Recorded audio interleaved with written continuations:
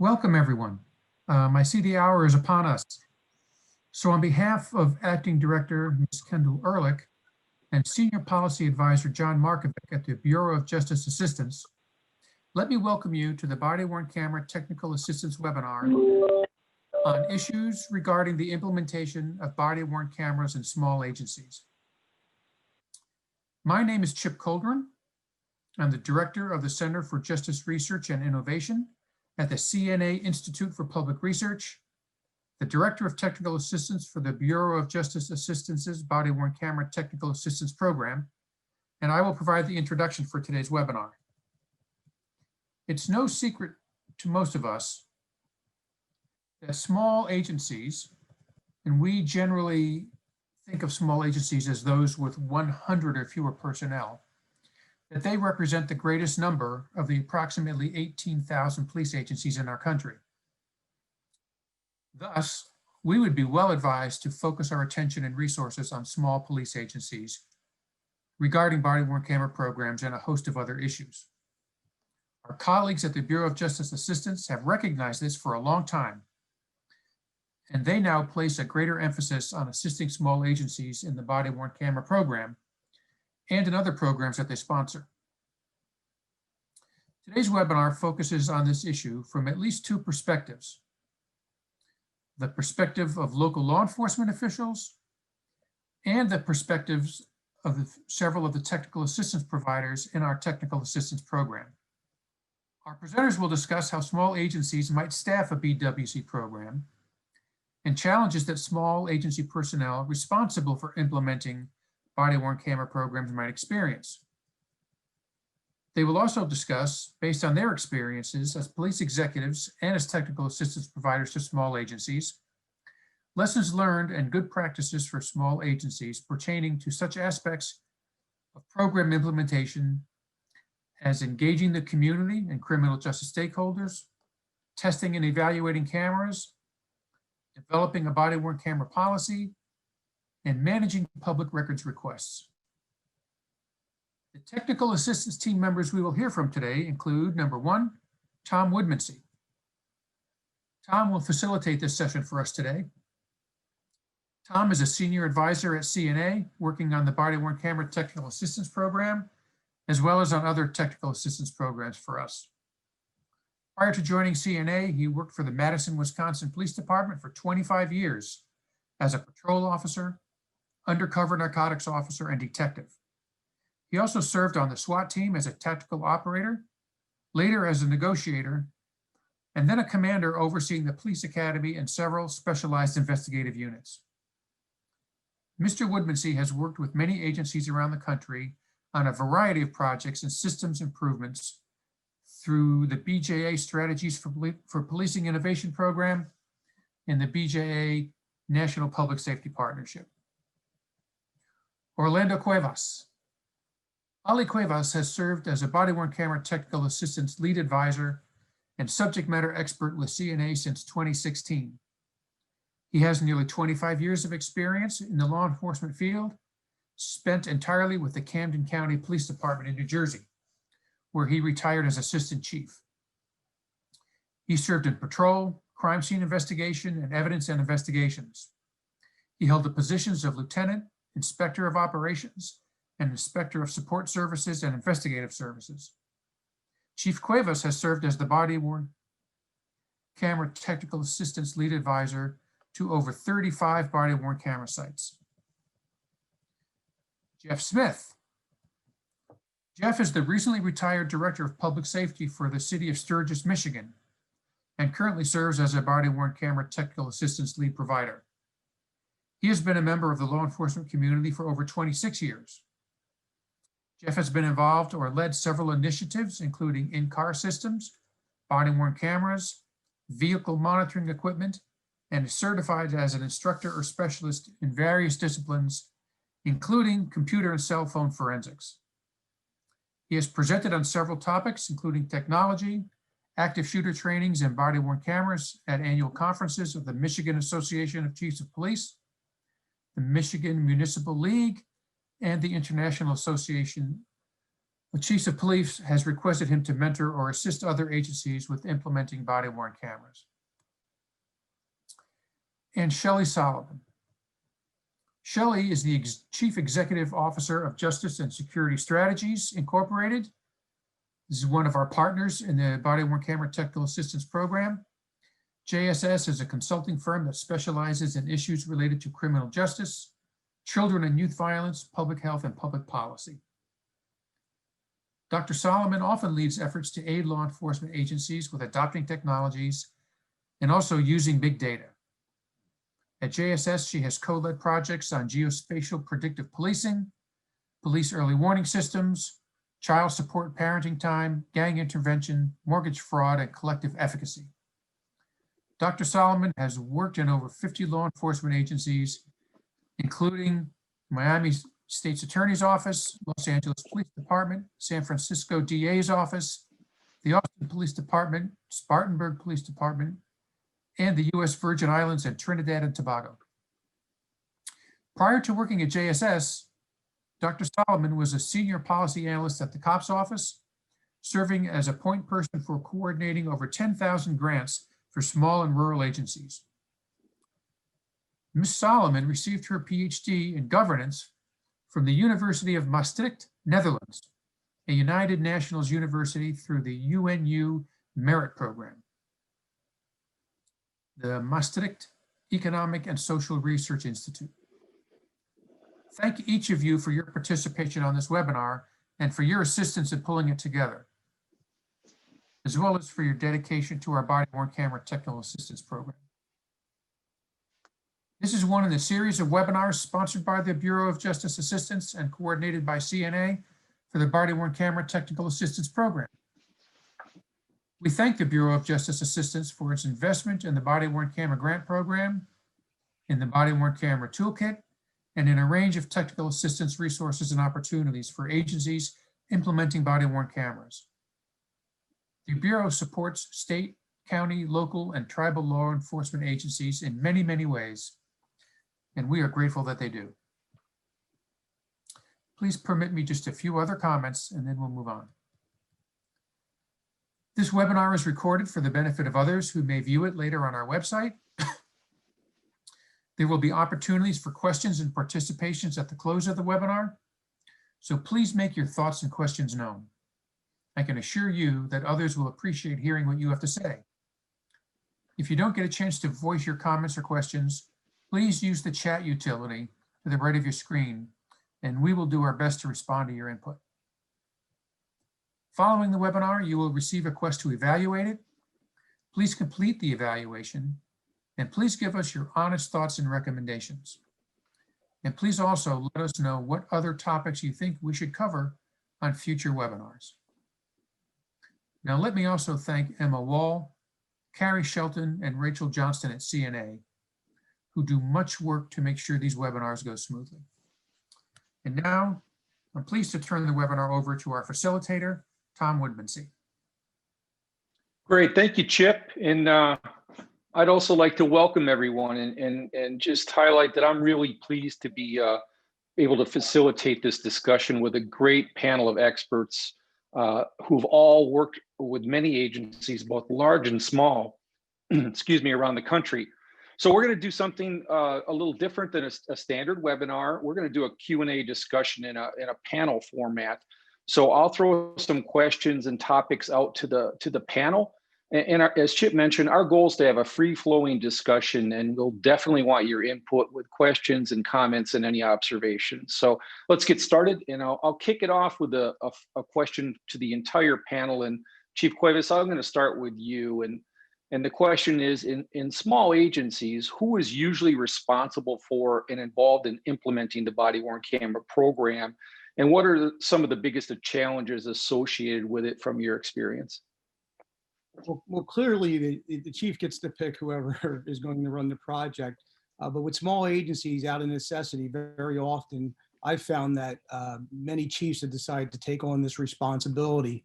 Some other options have included, a commander, an IA commander, or sometimes it's just someone as simple as a person who has a technology background and happens to be a police officer.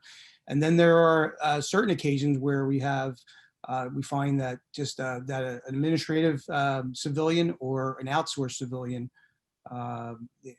is given that responsibility. I think one of the biggest challenges that I've seen, what for chiefs in this area or for trying to get their projects off the ground is really about the project management aspect of their body camera project and making sure that they develop a process and have a process in place. Thanks, Ali. And let's turn it over to Dr. Solomon. Your thoughts, Shellie? Thank you. I agree with the chief. In most cases, we see in the small agencies that an executive or commands level person is doing the overall implementation. And this, I mean, it has its advantages and disadvantages. Obviously, they're decision makers, but they're very busy and trying to manage this implementation, which is quite complex, takes some time. I think the other thing that we'll see is we will see the individual who is perceived to have a technology interest or a technology background as implementing it. And again, this is a good thing and a bad thing because sometimes they, because they're not necessarily decision makers, we see a little bit of analysis paralysis and trying to learn about every aspect of the software. And the other one that we've seen is sometimes we'll see city IT departments do it, which gives them the IT expertise to integrate the system, but they may lack the police knowledge for how the body-worn camera is actually implemented in the field. So the best implementations we see involve a team that leverages the expertise of each of these members. Thanks, Shellie. And Director Smith, your opening comments on this question, please, Geoff. Thanks, Tom. Basically, just highlighting what Shellie and Ali both had to say. You know, a lot of times it is either the chief, could be a level or two below as far as administration, or as far down as a line officer below a supervisor. But one of those things is trying to make sure that that coordination occurs between those levels if it is delegated. And with small agencies, a lot of times there is that issue that everyone's wearing multiple hats, whether it's a BWC project or other things. So trying to take those hats and make sure that they can sort it all out. And then at the very end, with one of the challenges of that is trying to make sure that the direction that they're going with that implementation has been communicated through those levels, if it's up or down, which sometimes that's a little bit strange. To make sure that the direction is in line with their department, community, and overarching goals and expectations. So if it is a lower level officer, supervisor, things like that, making sure that that communication is ongoing back and forth during that development and that implementation. Very good. Let's move on to a question related. I think there'll be a theme here with technology. So as we know with any body-worn camera program, no matter the size, the implementation and sustainability is dependent upon technology and having specific knowledge within the agency and your personnel. So since it plays such a key role, let's ask a couple questions. And Geoff, I'll start with you. What challenges related to technology selection and implementation have you seen with small agencies, and how should their staff be involved? So a lot of times with that, it's just learning all those different topics and those different idiosyncrasies that come with body-worn cameras or technology.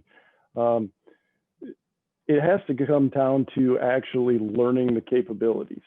A lot of times it's that learning curve because it may be a brand new program that you've never had any experience with.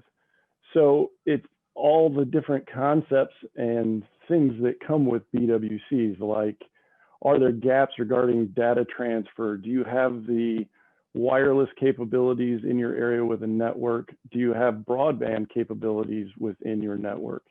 Learning all the different things when it comes to either wireless or networked or cloud versus in-house storage options, all these different things with whether do you have enough bandwidth, or if you're part of a wider group for your village, county, city are you starting to take out that bandwidth with these types of programs?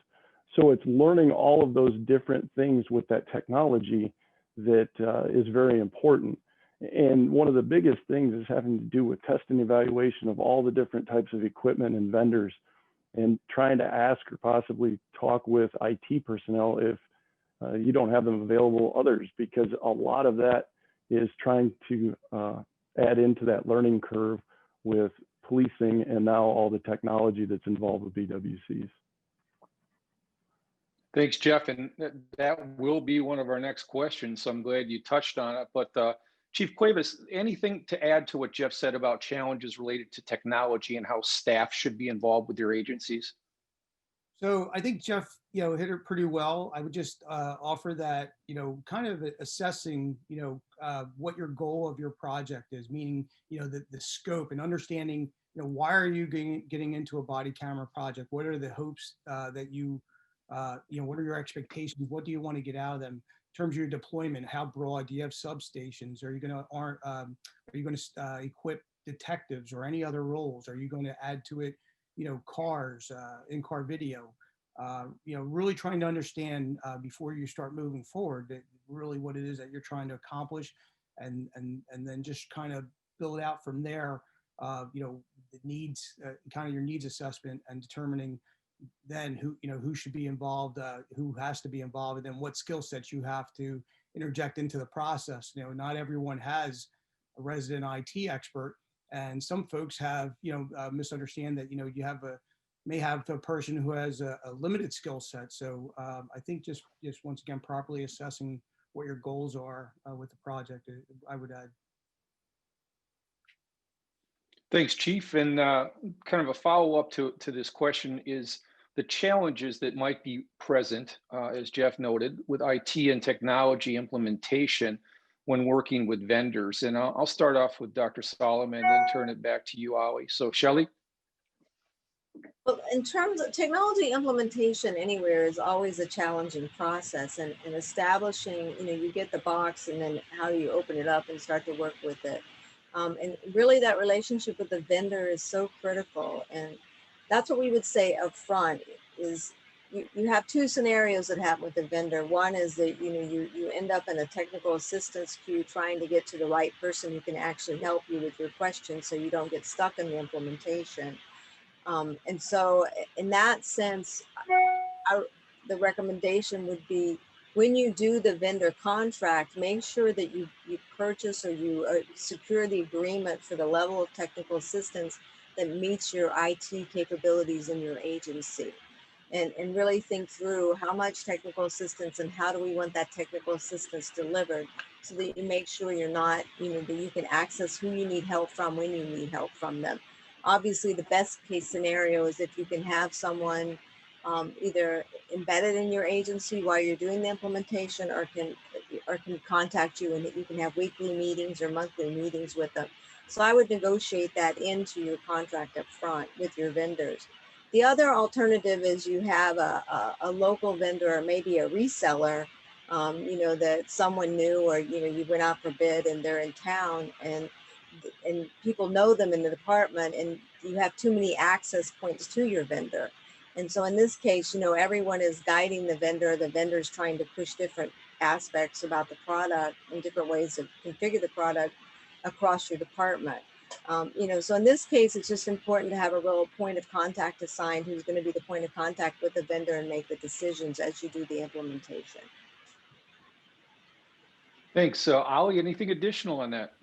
Just one small thing. I think that Shellie hit it very well. I think once again, inventorying, what your needs are. Oftentimes we find that body cameras, like most other technologies, salespersons are salespersons, and that's not to disparage the whole group, but realize that they have a tendency to offer solutions, and sometimes those solutions only work in an ideal setting or an absolute setting. So understanding your purchase and looking to see where you can get that help, whether it's through a consultant, whether it's through a partnership, any other way that you can fill that technology gap to give you advice of technology and the things that you hope to purchase. And then avoiding the pitfall Some purchasing options are great with state contract and collaboratives.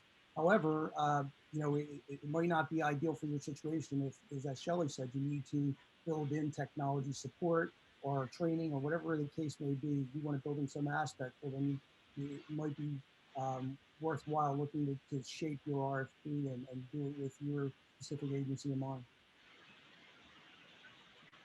Great, thank you both. Let's turn a question to Geoff. And Geoff, let's talk about legacy technology considerations. If you can talk about what that is and issues that might be present, and go into as much detail as you can, Geoff. Thanks. All right, thanks, Tom. Yeah, so I think first, some people, legacy costs, they're real familiar with that term, some don't. Legacy costs is just fancy for what's this going to cost us long-term and all the way down the road. And with policing, everyone's aware that pretty much everything that's new or going to be around for a while is going to have legacy costs, whether that's cars or anything else. So with BWCs, it's one of those, just right off of what we were just talking about with technology, the equipment and everything else, is there's going to be a long-term commitment with that. And a lot of places, unfortunately, will think right off the bat, well, I buy these cameras and this is what they cost and it's a one-time deal. Thing is there can be really some significant costs that if you don't plan out could really affect your budget and your program with BWCs down the road. So some of that is thinking about the equipment itself. It's just like phones, laptops, everything else. It's only going to last so long before it's going to need replaced. So how does that play in, and what is your budget and what are you thinking about for down the road? On top of that, storage. And I was talking earlier about bandwidth and wireless data and that type of thing, but also with the storage, as we save more data from these body-worn cameras and we have more cases that maybe they can't be purged out of the system after so long, maybe we have to increase what our storage costs are down the road. You've got that aspect, and then you've got the technical aspect with, do I have to expand bandwidth because now the city manager's office or the county courthouse isn't happy because I'm eating all the bandwidth with uploads and things like that. So that's an additional cost. And then a lot of times we get some personnel costs that may end up costing us more down the road, whether it has to do with redaction or FOIA, open records, things like that. And then I think ultimately, all equipment degrades. And so depending on which part or pieces of all that is comprised of a BWC program, all that needs to be taken into account when you're thinking about down the road and in the future with those legacy costs. Thanks, Geoff. I appreciate that. And just want to throw out to the audience, just a reminder, if you have any questions for the group, we'll definitely get to them at the end of our formal questioning that we have here. And we're about halfway through with that. So by all means, please do so. So let's move on to another question about collaboration. And Ali, I'll start with you. What approaches have been most helpful for small agencies from your experience in overcoming challenges, some of the ones that we've touched on so far in the webinar, and specifically, how collaboration has helped them to overcome the challenges that they face being a small agency?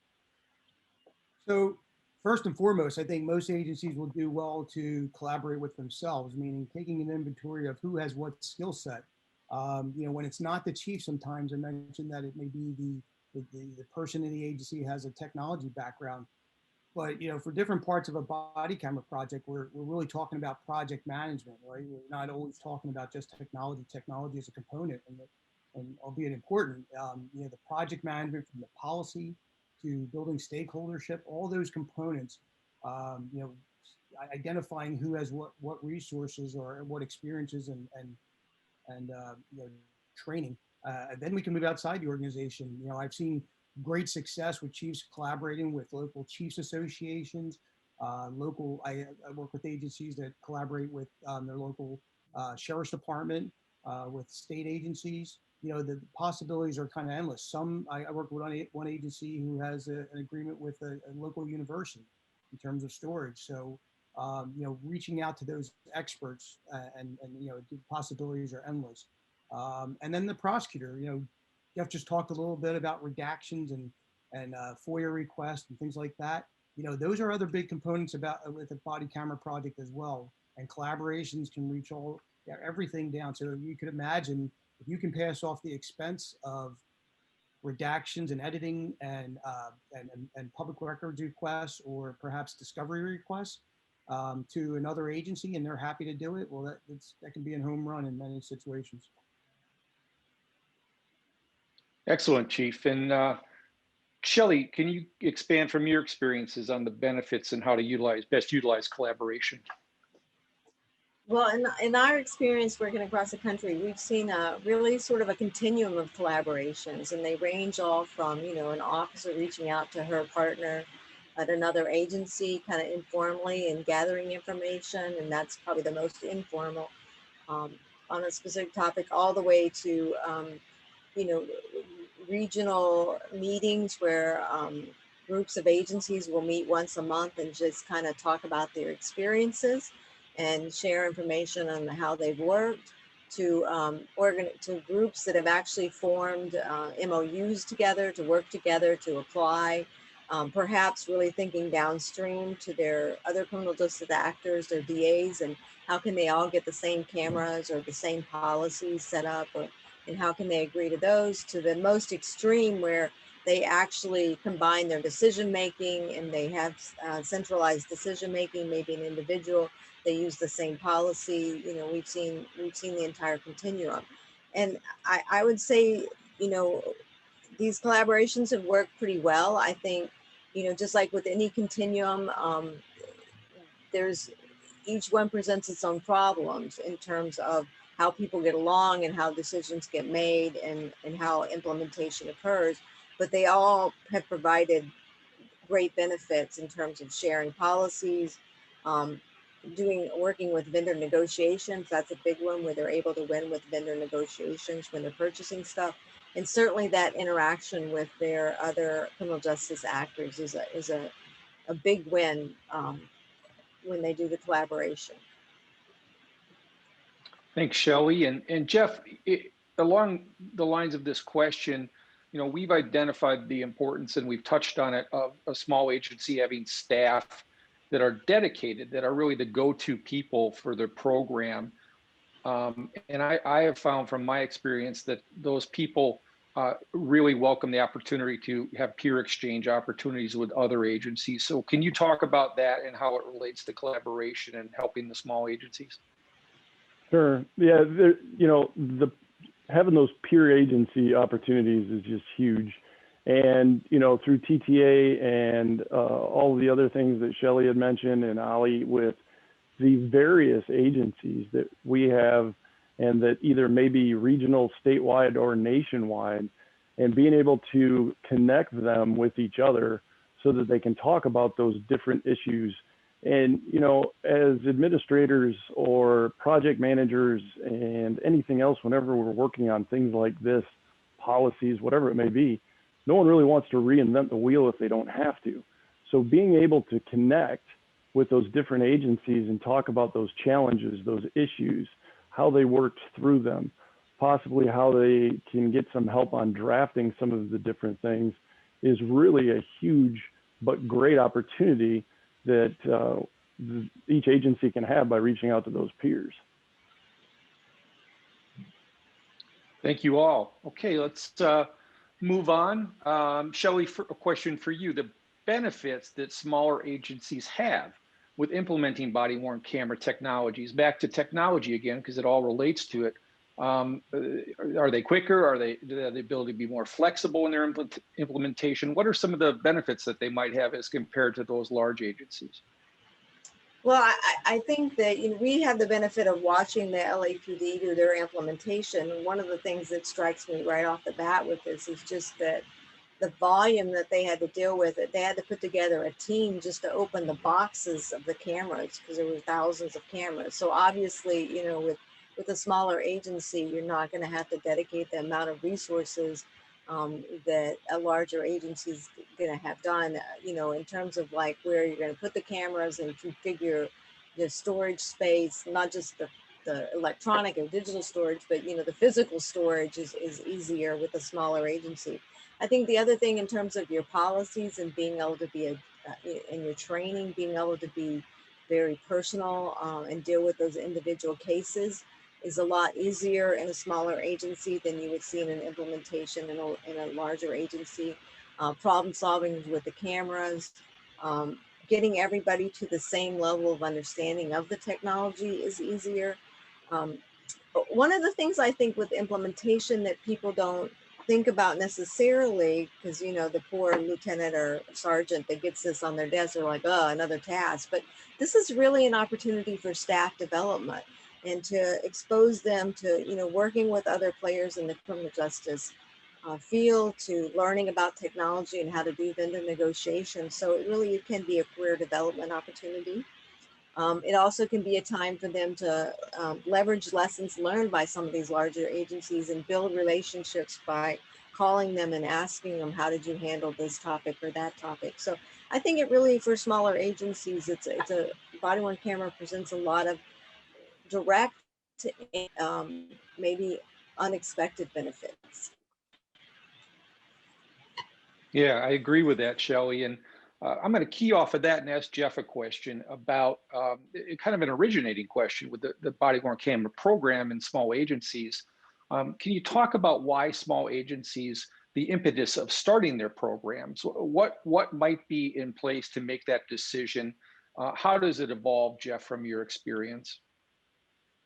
So I would say that adding just another layer to community engagement and transparency is a lot of times the biggest impetus for the smaller agencies, because what you're trying to do is just add that other layer to what you already have established. And with smaller agencies, a lot of times you're ingrained with the community all the time, every day in multiple facets. So with that, what you're trying to do is just basically now implement BWCs and have more of that transparency so that when things do happen, you have that video, you answer a lot of those questions. People are seeing them in various parts of media and social media and are asking questions as to, well, are we going to get those here? Why don't we have those here? Or we should get those here. So to add, that transparency and basically just help to increase that community engagement and also some of the back and forth that you have with your community. It's a great tool for identifying a lot of those fantastic things that you're already doing in the community and a lot of the highlights of your department. And, also it's there for areas of improvement. And we see that through a comprehensive auditing process. Good, and that actually leads me to a question I want to ask the entire panel, as you touched on the community engagement. So we often hear from smaller agencies that they just don't have, and this isn't for every situation, every agency, but they just don't have the same needs or pressures to involve community with their body-worn camera programs as, say, larger cities who get a lot of pressure for this. So I'll start with you, Ali, but can you talk about why community outreach and collaboration, we've talked about collaboration with others and peers, but is important with the community no matter the size, especially if the agencies don't have the luxury of having a public information officer or a real strong social media platform. Talk about why a small agency still should consider community outreach as an important component of their program. Ali? Sure. So first of all, let me just say that, I think it's it's the right thing to do, right? Whatever your community looks like, and I've worked with a number of small agencies that are just that they're either vacation or they're, perhaps in a mountainous area where they just rural area where they just don't connect with all their residents very often. And so what that looks like, community looks different in different places. So whether it's the organizations you can work with, they don't have to be social justice organizations. They can be local Rotary clubs, vacation folks who are at the helm of directing vacations to vacation areas. But one thing's for sure, we use the analogy in police work a lot about deposits in the bank being deposits of trust. Well, the last thing that any of us wants is to go to the bank and have the bank be empty. So, invariably we know that in police work, there's a likelihood that some point we will have a critical situation, and we don't want to turn to whatever our community is and look for their help. After an event has happened, we want to be in front of those things. And so, just recognizing that, a forward time can save a chief a lot of time and aggravation, or a lot of time and effort, going backwards. So just, but overall, it's the right thing to do. And then, in addition to that, when, as you go through your process, and if you start looking at shortcomings with your policy or your process, if you make decisions that could affect the way, your agency is viewed, you really want to carefully consider those decisions and get buy-in from what community you do have, so that later on, when you have to explain your reasons for picking a course, you have other folks standing with you, and you've properly notified people. A prime example is monitoring. Compliance monitoring is something that's still a little tricky for some agencies. It's not as automated as we probably would like in policing. But if you go to look for video camera footage and it's not there, and as a result of your policies, not covering that particular subject, you may have a lot of explaining to do. So I would suggest that it's better to have that explanation, and have discussed it with your community prior to having a critical event. That's an excellent answer, Chief. Thank you for that. Shellie, anything to add on that, the topic of engaging with the community, no matter the size of the agency, if you have anything? Well, in the research on community that we've done, I mean, trust is the bottom line, and regardless of the socioeconomic, racial makeup, or anything in the community. The other thing that we've learned about community is it's very small and it's very varied. It varies basically at the block level. And as you're doing this, and really the body-worn camera project comes out of building trust, and building trust between community and police as they move forward and between community members. So as you implement this, I think using the technologies of Zoom and other ways to engage people to help develop your program it can be a very good avenue to reach out to different communities, different community members, and build a stronger relationship going forward as you agree on how you're going to implement the program. So I see it really as an opportunity to engage the community, to strengthen those bonds, and knowing that if you can get trust between the police department and the community strengthened in all of your communities, and it can be a component of that, it can really work for you. So to me, it's all about trust, as the chief said. That's well said, Shellie. And I would add the importance that I have witnessed with community outreach and engagement is also just an understanding, a mutual understanding, and an educational opportunity to provide reasonable expectations on what body-worn camera can and can't do, which in turn helps your officers and can potentially alleviate those pressures from the community who may expect more than is reasonable. So Geoff, you raised the comment about community, which stimulated the question. Anything more to that, or has it been covered? I think it's pretty much been covered. I think I would just add that, being effective with that community outreach requires having ongoing, consistent, and broad engagement with the community all the time, whether it's good, bad, or anything else. And trying to figure that out during COVID can be a little bit tricky. Social media helps. Zoom, as Shellie had mentioned, will help. But once we start to get out of this, thinking about different things, whether that's coffee with a cop or the chief, things like that. But, a lot of times with smaller agencies, we're so ingrained already with the community that those conversations often come up, but you want to make sure that you're doing those while the things are good also, which I think Ali mentioned. That's all I have. Thanks, Geoff. Okay, I'm going to throw my final question out, and then I'll turn it over to Chip for additional questions that have come in. Let's just close with this question from my end. So to the group, and I'll start with Shellie. The question is, if you had one piece of advice to tell a chief of a small agency about successfully implementing a body-worn camera, what would it be? And then also, if the panel would mind, just any additional closing thoughts in combination with your answer to this. So Shellie, what would you tell a chief? Best advice? My one piece of advice would be start with the end in mind and stop and plan the implementation. Create a detailed plan that identifies the goals and get the community on board that you agree what the goals and expectations are of the body-worn camera program, and community being very broad, including the public, your other government officials. Then set up very specific time and task and timeline plans, and working with your vendor that you can know where you want to be at what points, and where you might have sticking points to move forward. And that task timeline should go through the implementation and beyond the implementation to get to how you're going to maintain this and sustain it. And I think if you can start with a very clear cut plan, take the little bit of time it takes to actually write it down, get it laid out, you can get everybody on the same page. You can stay on task, on time, and on budget. Perfect. Thank you. Geoff, what would you tell a chief, small agency chief? Best advice, and then any other thoughts? A repeated theme of test and evaluation, test and evaluation, test and evaluation. Running rigorous T&E at the beginning.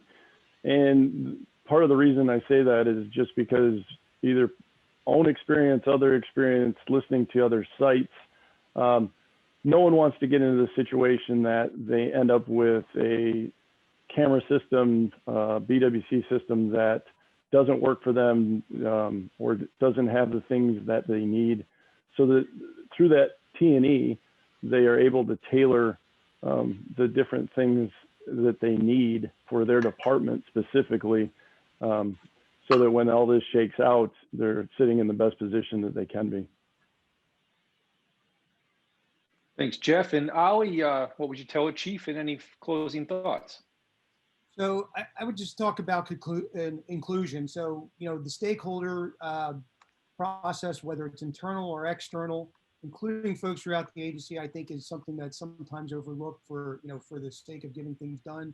But that process, I think, will yield a much better product. And I don't think that it has to in any way forfeit a chief's final ownership of a policy or acquiescence to any union needs or things like that. I just think the inclusion process will bear out a lot of issues and concerns that have perhaps come about during the process.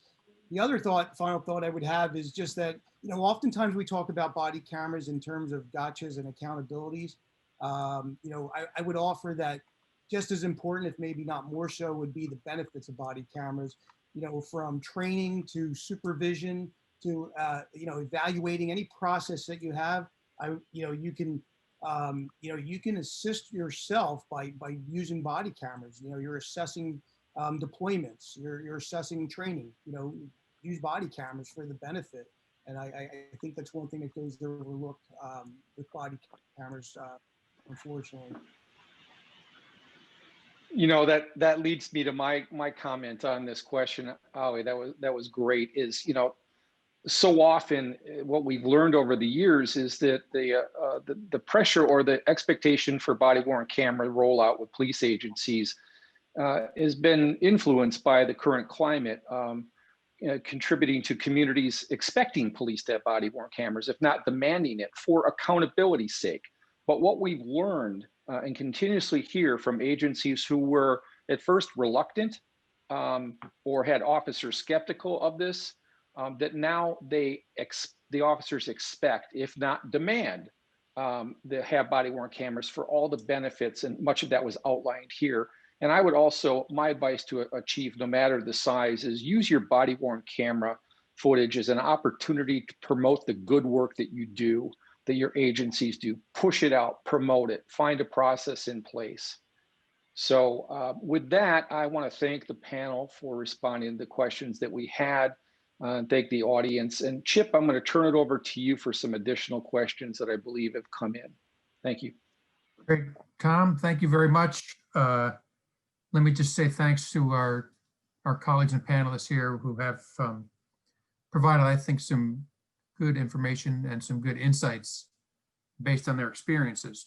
So a couple things have come up in terms of questions or thoughts as this webinar has gone on. And so I just want to raise them, and I'll raise them with the panelists, but if anybody participating today wants to chime in on this, please feel free to do so by just unmuting or putting some information in the chat. But one interesting question that came up that I'd like to pose has to do with officer morale. And are there officer morale challenges with the introduction of body-worn cameras? And given the tone of this webinar, do they seem to be any different for small agencies compared to large agencies or medium-sized agencies? And do they change over time, as we have observed in a number of instances? So anybody want to chime in on that? I'm not going to pick on a panelist, but if somebody wants to chime in, please do. I can, if you'd like, Chip. Yeah, Geoff, thanks. Yeah, so to compare it with large agencies to small agencies, I would probably just throw it out there with, you probably have a larger percentage of naysayers just because there's more people that may be a little bit more apprehensive when it comes to sheer numbers. But otherwise, even small agencies, you're probably going to have a few. So one of the things that seems to be very important, and one of the things that we hear over and over again, is as you're implementing, as you're testing, evaluating, as you're doing everything in the starting phases, is including all levels. Whoever you think you're going to outfit with body-worn cameras in a small agency, maybe that's an SRO and road patrol, maybe it's detectives, including them in part of that process, including them as you're going through your policy development. So as you're doing that, what you're basically helping for them to understand what it is that the goal of the program is. So if it's all brand new, no one's had any kind of camera system, it's all just there. A few of those that are going to be against it may start to get some of that buy-in from the officers that are participating in the whole procurement process, the testing and evaluating process, and that word of mouth and that conversation between each other tends to help. And then there's some things later on that can occur too, but I'll leave some of that open for some of our other panelists. Thanks. Thank you, Geoff. Shellie, anything you want to offer on this question? When we go into departments, we often do surveys of the officers and of the citizens, and even, regardless of the size of the agencies, I think it's interesting in interviews and surveys is the officers, they'll typically tell us, well, I don't have a problem with it, but somebody else does. And so I think having the surveyors or having some focus groups to try to get the perception about the body-worn cameras and what the true perception is out really helps. I think survey results can really work to the benefit to identify the small percentage that are having a problem and bring them over on the side of supporting the cameras. I think also in terms of how it is introduced is incredibly important, and understanding all of the benefits like the chief was mentioning and how it can be very useful to help the officers is so critical to achieve buy-in. And, there's a lot of success stories with evidence and with, any kind of complaint processes that have come out of the introduction of body-worn cameras. So, being able to use your collaborations to find those and introduce the program that way, I think really helps.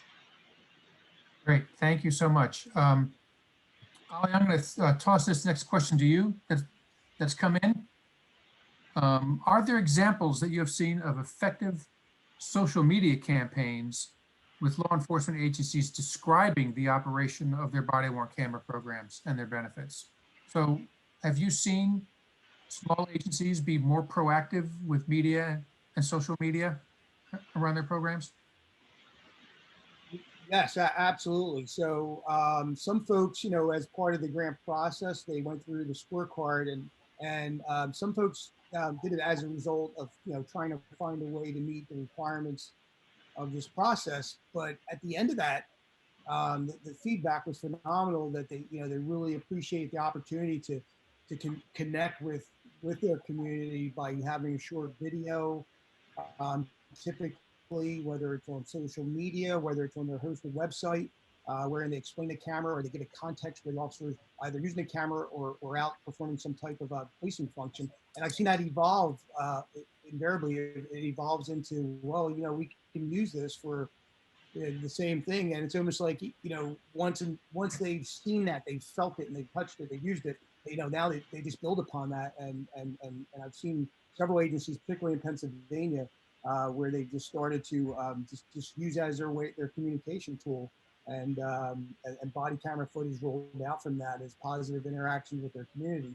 And once again, just creating those deposits in the bank. So I think those are very positive stories. Great, thank you. Tom, I know you're facilitator, but I'm going to put you on the spot for a second because you've done a lot of work with different agencies around the country. Anything you have observed in how they handle media and social media around their programs? Well, I think from my experience, and it doesn't necessarily matter the size, I think it goes to somewhat the culture of the organization and how comfortable that they are with the outreach with the media. And I think more and more we are seeing agencies understand that getting ahead of it, as Ali talked about, and doing proactive outreach. And, you know, I've heard from small agencies who, if it's not social media proactive, it's just general outreach with the community, letting the community be part of the process. And I think we're all learning that body-worn camera is way more than just a technology. It impacts so much. It impacts officer safety, it impacts community trust, transparency, it impacts training capabilities. So from what I'm seeing more and more of as we move forward, agencies are recognizing, hey, the more people in my community that know what we're doing and feel part of it, the better that we are going to be. And we've heard specifically from chiefs of all sizes who have told us, I wish I would have done more education, whether it be through social media or more in-person discussions with our community, to give them a better understanding of what this really is. And it would have saved us a lot of time on the back end with requests that came in that were totally unreasonable. Like, give us all footage for your major incident involving 3 days of footage. So yeah, Chip, I think it's a matter of growth and really embracing the benefits of that education and outreach with media. Good. Thank you, Tom. I'm going to toss out one more question here, and then I'm going to give our colleague John Markovic a chance to maybe make a few remarks. But another question that's come up, and I think we may have touched on it briefly, but I want to maybe dig into it a little deeper. This is the issue of storage. So I'm wondering if, in your observations, have small agencies used different storage options or different configurations for storage than we see in large agencies? It may be kind of an obvious question, but maybe not. So Geoff, I'll go back to you, and then maybe to Shellie after that. So I think it's back to, it's one of those, it's not really easy to give a solid, straight answer because it all goes back to, it's back to agency needs. It's just like, what's going to be the best vendor for our agency?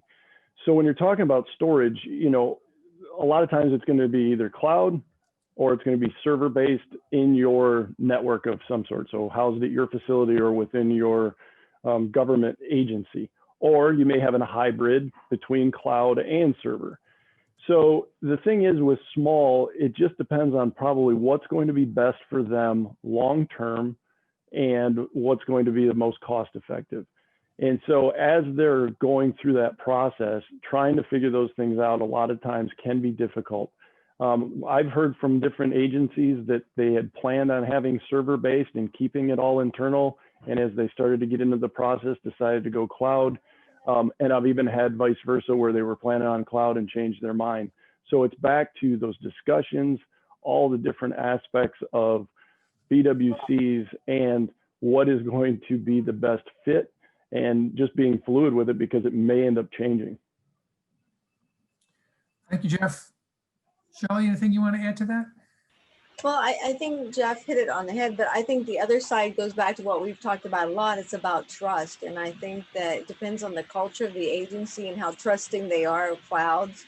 I think in smaller agencies, what we've seen is there's a little less trust of how the cloud-based solutions work and a little bit more I guess, bend towards going to a server base, but I think a lot of it, what we've seen is some of the changes have occurred because a lot of it depends on the state statutes for retention and what that long-term is going to look like. So, you know, I think it's, again, a continuum of how much are we going to need and for how long are we going to need it? And then how much do we trust the systems that are out there? Very well. Thank you, Shellie. So our technical advisor on the project, Elliot Harkeby, has a thought or two about this. Elliot, can you take maybe a minute or so to just chime in on your thoughts here? Yeah, I've found that especially small agencies, the analysis of what's going to be better for them, whether self-storage or cloud, is often based on an initial comfort level with the IT experts in their jurisdiction, or a perception on which one will actually save them the most money in the long run. However, often they don't have the full set of data, and often will wind up making the wrong decision and have to reverse whichever decision they make. So more detailed analysis up front might help in the long run. All right. Thank you very much, Elliot. In the last few minutes that we have, let me ask John Markovic if he'd like to just have a few closing thoughts here. Thanks, John. Sure. Thanks, Chip. Well, first of all, thanks for everybody at CNA and the presenters for putting this on. Chip mentioned in the introduction is that we have a vested interest in understanding the particular needs of small agencies at the Bureau of Justice Assistance and the body-worn camera program. So by quick way of background, some of you may be grantees, others are not. We've supported a body-worn camera grant program since 2015, and we've supported about 450 grantees in that process, and somewhere in the neighborhood of $15 to $20 million grants per year. And over the course of that time, we've noticed and tried to accommodate some of the challenges of smaller agencies. I think one of the key things to recognize is that smaller agencies, the process of implementing a body-worn camera is certainly more daunting. They don't have the resources. They may not have the technological expertise, the legal expertise, and all those types of things that larger agencies do have.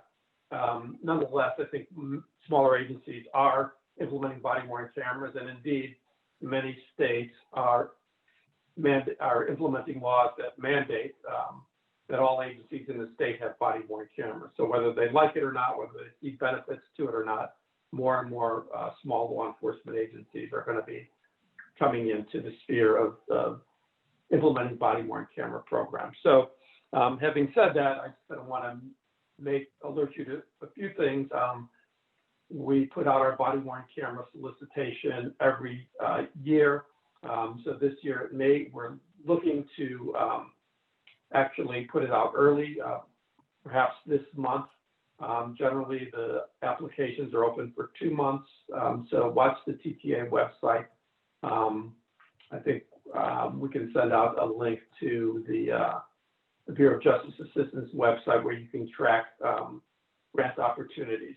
There are a couple of things I would say to small agencies.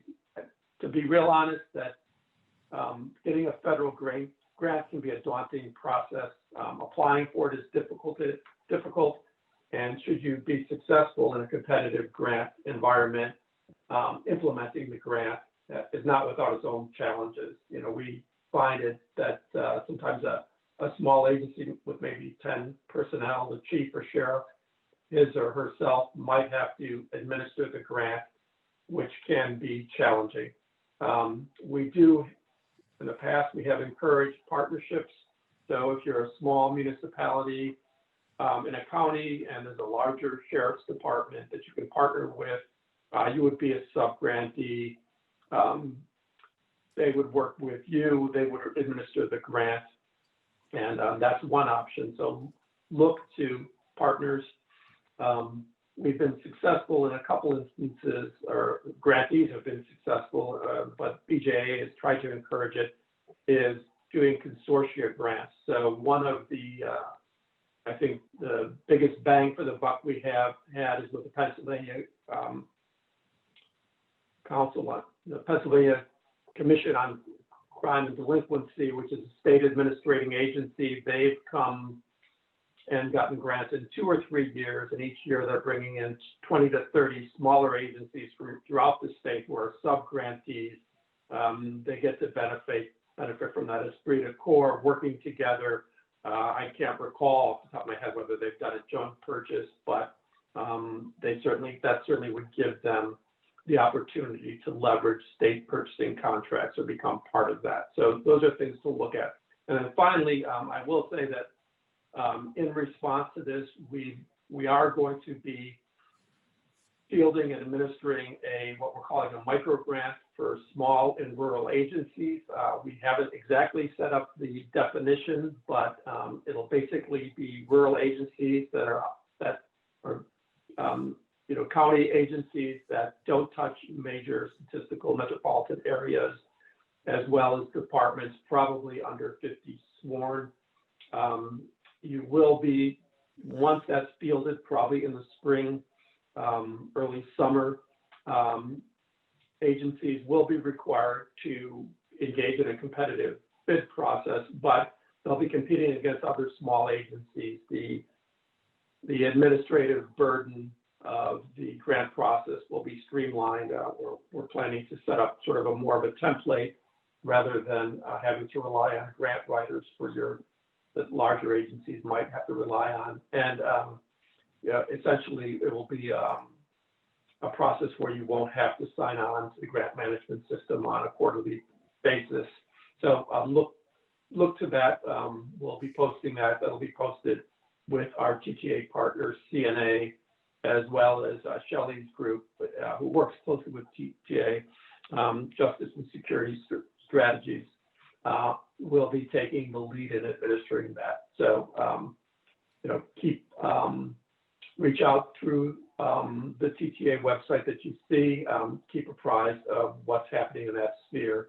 And if you're a larger agency, larger than 50, consider applying for the general body-worn camera policy and implementation program on the BJA website, or look to some other agencies to partner with. Reach out to your state administrating agency, perhaps, with other small agencies to see if they want to undertake something like they did in Pennsylvania. Thanks, Chip. Thank you very much, John. And as I said before, your support for this program has just been phenomenal. It's much appreciated. We did have a question come in that I'm afraid we're going to have to defer a little bit. It covers what types of costs the grants will cover. So I'll just commit to that individual that we will respond to him individually once this is over. But for now, I just want to again thank the panelists for joining us and for sharing their time and their expertise with us today. Thanks to Emma and the folks at CNA who pulled this all together. And most importantly, the many people that joined us today from out in the field. We appreciate your interest in this work. We appreciate the dedication that you give to all your work, including your work on body-worn camera programs. And so, as I said, please let us know if there's other topics you think we should be covering when you complete the evaluation, or if there's some topic regarding small agencies that we missed or didn't cover well enough today, please let us know that. And we'll do everything we can to make sure we get you what you need. So with that, I think we can close the webinar down and wish everybody prosperity and a nice holiday season. So thanks, everybody.